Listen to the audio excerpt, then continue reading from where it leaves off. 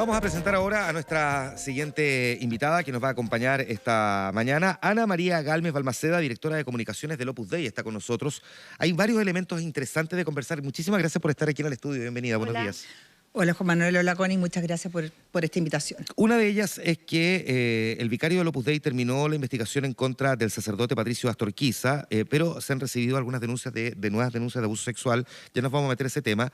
Pero también nos parece interesante esta otra discusión a partir de lo que se vivió en el Instituto Nacional sobre si debía o no ser un colegio mixto. Hay colegios vinculados al Opus Dei y nos gustaría saber también si efectivamente este debate están teniéndolo en este tipo de establecimientos. O sea, digamos, el marco de conversación es bien amplio. Me imaginaba, así que ya... Vengo preparada.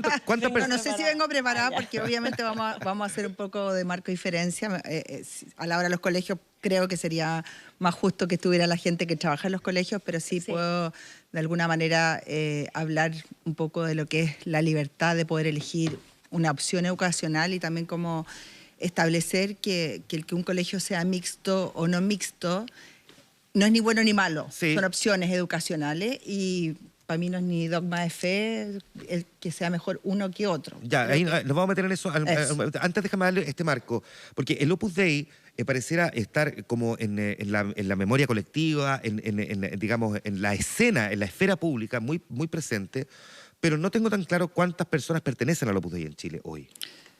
Aproximadamente, mira, si cifras exactas, nosotros somos poco del contar personas, pero te diría que más o menos son 3.000 personas, pero obviamente en ese orden de gente hay mucha gente que se forma, que acude a los medios de formación del Opus Dei y obviamente puedes como pensar que hay una irradiación más grande en cuanto a lo que es seguir un camino que es intentar por lo menos encontrar a Cristo en el día a día, en esto, ¿no? En mi trabajo como periodista, en lo que toca día a día. El Opus Dei antes, y te pregunto ahora, estaba muy presente en montones de estamentos también vinculados a la política, a organismos sociales. ¿Sigue siendo igual de relevante? ¿Ha ido perdiendo comparativamente a otras agrupaciones, entidades, congregaciones? A ver, yo creo que ahí está lo clásico, ¿no? Un poco el tema del poder, que es un poco uno de los etiquetas demónicos, como digo yo, que nos convocan. A ver, el Opus Dei no está presente en estamentos, en situaciones. Puede ser que una persona que es del Opus Dei pueda estar en una labor de gobierno, puede estar...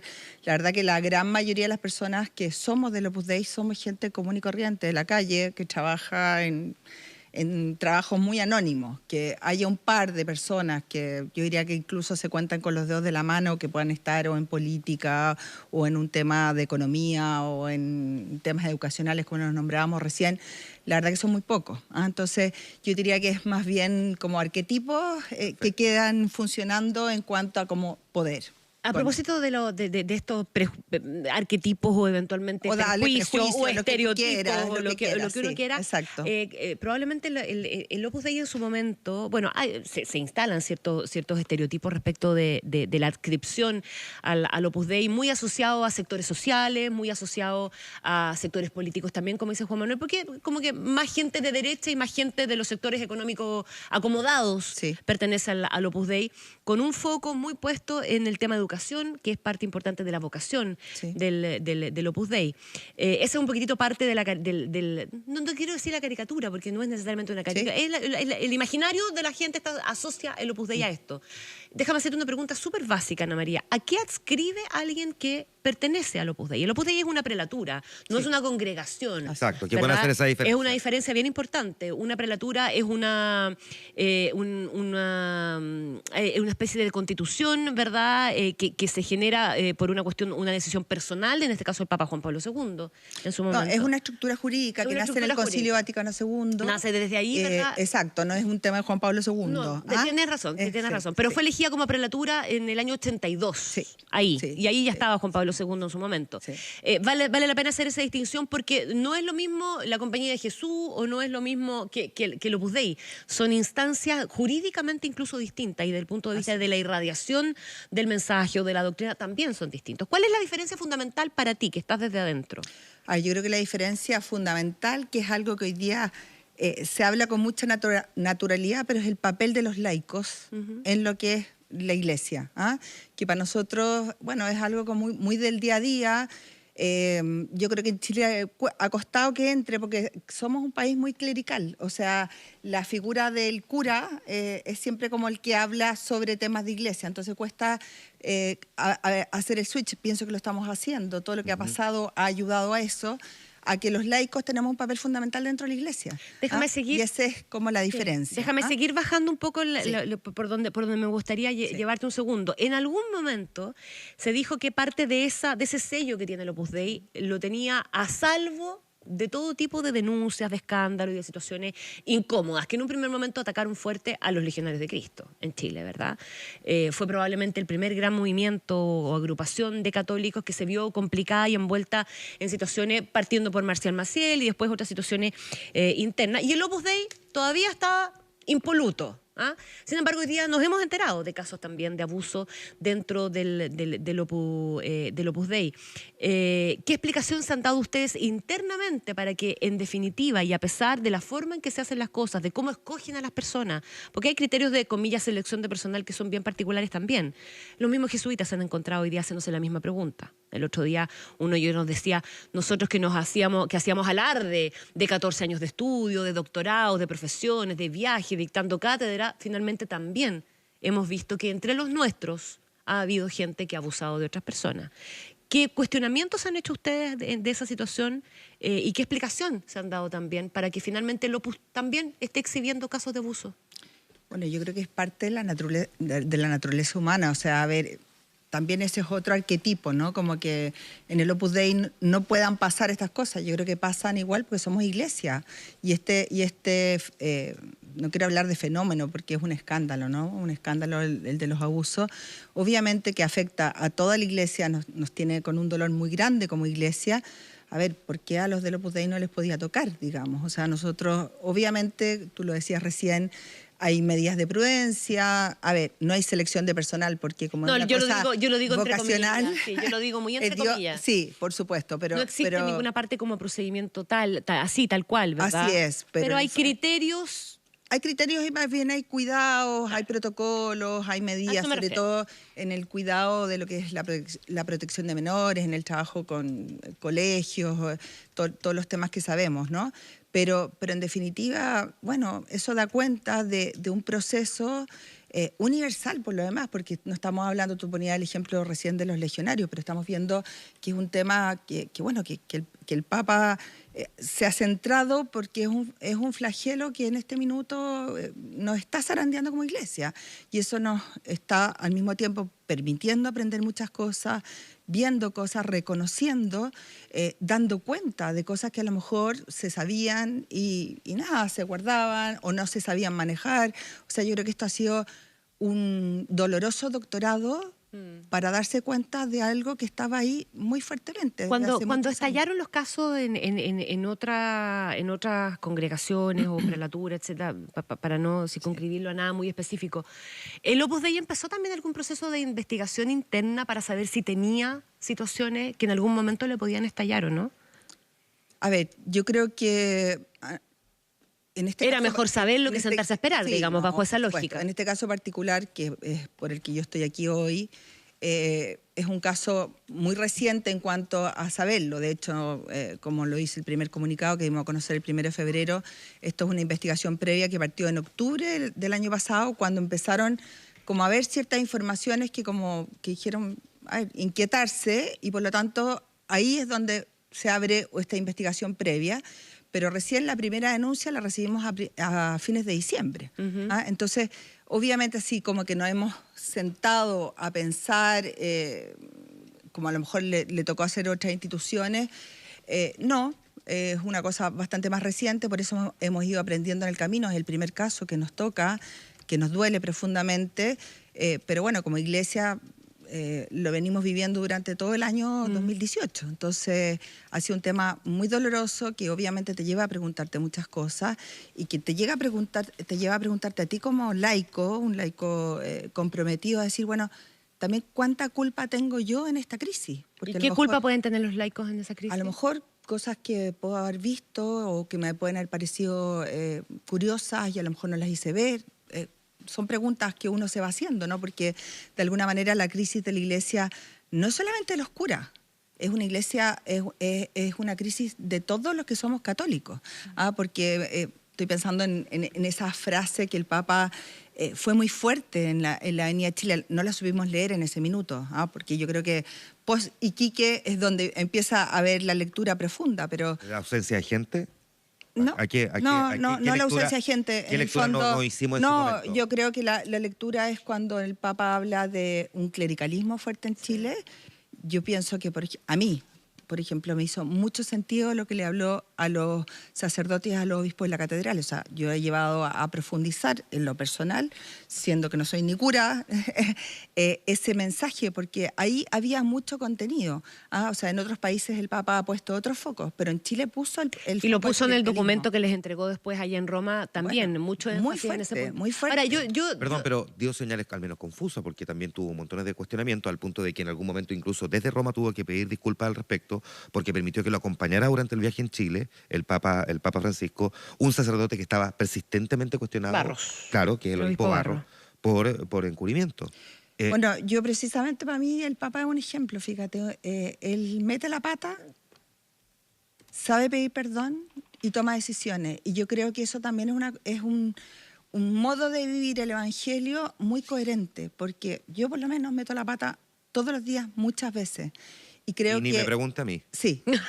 Bueno, por Y eso. ni me pregunta. Por eso. Entonces pienso Nosotros ya renunciamos a llevarle la cuenta ya. Esa metida de pata del Papa en Iquique, porque es una metida de pata, ¿no? Eso Sí. cuando dice, a ver, muéstrenme una prueba y luego ya lo reconocen en el avión y viaja además el que llevaba todos estos casos a Perú y se lo hace ver. Exacto. Eso habla de un cristianismo, un catolicismo muy humano.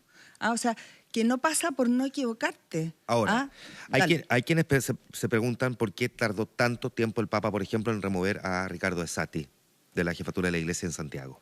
A ver, yo creo que en el caso del cardenal Esati había que ser muy cuidadoso en la persona que había que buscar. O sea, había un proceso. A ver, dentro de la Iglesia chilena este año ha sido muy duro, o sea, muy, muy fuerte, y ha habido que revisar muchas cosas. Yo creo que el trabajo que ha hecho Monseñor Chicluna y Bartomeu con todos estos viajes, con estas dos visitas a Chile, particularmente la de febrero del año pasado y luego vino, ya no me acuerdo la fecha, que va a Osorno, bueno, uno dice ahí, todo eso ha hecho tomar mucha conciencia de buscar a las personas idóneas para cada momento. Estamos en una figura hoy día de... El arzobispado de Santiago no es la conserjería de un edificio que uno puede No, estar por eso. vacía durante la noche Estamos hasta que de no acuerdo, encuentra el otro conserje. estamos de acuerdo. Ya, voy a buscar lo mejor. Pero hay que poner una persona precisamente porque es una diócesis gigante. Claro, pues yo voy a aplicar la misma lógica al general director de Carabineros, y voy a dejar al general director de Carabineros que sé que ha hecho mal las cosas solo porque todavía no tengo claro quién voy a poner en el cargo. No, uno remueve y mientras tanto habrá un sustituto temporal. Pero la pregunta es, ¿por qué demoró tanto cuando era bastante evidente que Sati iba a salir? O sea, era evidente, y yo te puedo decir, y era cosa de verlo, Monseñor Sati lo pasó muy mal estos 2 años, porque yo creo que también era el que más quería que también lo removieran, si era muy difícil la situación. Pero obviamente no estamos hablando... Cuando uno habla de la Iglesia Católica no está hablando de la Coca-Cola o de una empresa institucional con la que tú estás como mirando cualquier institución. Aquí hay una institución que tiene una dimensión sobrenatural y que por lo tanto tiene que tener una mirada más profunda. No con eso estoy diciendo que sea mejor, peor. Ana María, perdona, pero es que... Hay que buscar una persona idónea que pueda solucionar. Y fíjate que hemos llegado a la figura de un capuchino que estaba totalmente fuera a lo mejor de todas las posibles Pero ¿por qué costó tanto encontrar a alguien? Perdón, porque la sensación que le puede quedar a la gente es o están todos con alguna yaya, o es que En parte, que en parte puede ser cierto, o es Puede que ser Chile, cierto, claro. ¿Y por puede qué ser crees que cierto. costó tanto encontrar a la persona? Yo creo que por eso, porque se revisó, porque también gente que dijo que no. Eso también se sabe, porque no se sentían capaces, y esto es una cuestión muy grande. Claro. Entonces, además, hacerse cargo de muchos temas muy difíciles, no por cobardía, la persona que tiene vocación tiene esa disponibilidad, sobre todo los sacerdotes, de decir, bueno, a ver, esto es lo que el Señor me está pidiendo, esto es lo que me toca. Lo Ana dijo muy María- bien Monseñor Aos cuando asume. Sí. esto, ¿no? Ana María Calme, para cerrar este tema y alcanzar en un minuto al tema de los colegios, porque nos interesa también por qué se adopta la decisión de mantenerlo, de no volverlos mixtos. Tú decías que aquí hay una cuestión que es sobrenatural, pero probablemente lo que más le trajo consecuencias a esto en el mundo de los fieles católicos. Sí. Tú dices, también hay una responsabilidad de los fieles. Yo te digo, yo criada como católica y distanciada justamente por todo este tipo de situaciones, digo, a ver, sí, está bien, pero espérate un poquito.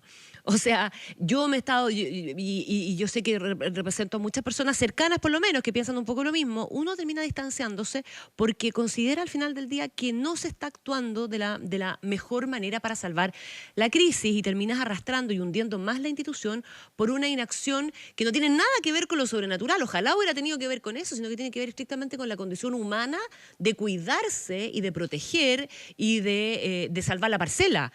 Y también por una cuestión de reputacional eventualmente malentendida. Entonces, ¿cómo ahora vamos a por todo ese mundo católico que forma parte de la Iglesia, pero que no es parte de su jerarquía ni de la curia, en definitiva, para traerlos de vuelta? Porque el desencanto, la decepción, la rabia es enorme. Estamos totalmente de acuerdo y eso yo Y lo con gente vivo. que no siente ninguna responsabilidad, Lo de vivo verdad. con mis hijos, lo vivimos ¿Cierto? todos cercanos, pero yo creo que también precisamente esta crisis lo que ha ayudado a poner el foco donde hay que ponerlo, que es el foco es Cristo. Lo hemos puesto en las personas, por eso, como decía Juan Manuel recién, o sea, hemos estado centrados en el cambio, no. A ver, aquí se nos han olvidado muchas cosas en el camino. Yo creo que en el camino de un católico la figura es Cristo, no es el cura tal o el cardenal no sé cuánto o el cura que endiosado, que predica impresionante, que lleva no sé cuánta gente a su iglesia. Es otro el foco. Es tu relación personal con Cristo y yo creo que mucha ¿El la Papa lo está gente- haciendo bien en esa línea, considera? O sea, totalmente. ¿Sí? Sí, Ya. totalmente. Yo creo que está poniendo el foco con todo su estilo, te puede gustar más o menos. A mí me gusta mucho su estilo argentino, que dice las cosas por su nombre, que ocupa palabras que te descolocan, que te llevan a cuestionarte. O sea, ayer salió una exhortación apostólica precisamente dedicada a los jóvenes y que es impresionante, donde habla de libertad, de poner el foco en Cristo, de muchas cosas. Entonces, yo creo que también los católicos somos a veces un poco cómodos, ¿no? Entonces, lo nuestro es como a lo mejor cumplir con ciertas cosas y con eso somos católicos. O sea, lo católico tiene que ver con tu relación personal con Dios, que es diaria. Eso es. El vicario regional del Opus Dei, Sergio Bech, terminó cerrando la investigación, Sí. que es una investigación preliminar, entiendo, Sí, ¿no es cierto? sí. En contra del sacerdote Patricio Astorquiza. Se envía a la Congregación para la Doctrina de la Fe. ¿Hay algún antecedente que les hayan puesto sobre la mesa respecto a esa investigación preliminar? A ver, yo conozco, por supuesto, como ciertos rasgos, nomás porque por razones obvias aquí hay un cuidado y un secreto de lo que significa una investigación por el cuidado a las denunciantes, a los denunciantes, a las personas que han sido afectadas, que obviamente han hecho todo un proceso para dar estos pasos y por lo tanto uno de eso no te puedo dar detalle porque también, para ser muy sincera, conozco solo a grandes rasgos, no conozco el detalle porque eso lo han llevado los investigadores, las personas que han acompañado en la recepción de estas denuncias y todo eso parte a Roma y ahí se ve la Congregación para la Doctrina de la Fe que ve estos casos.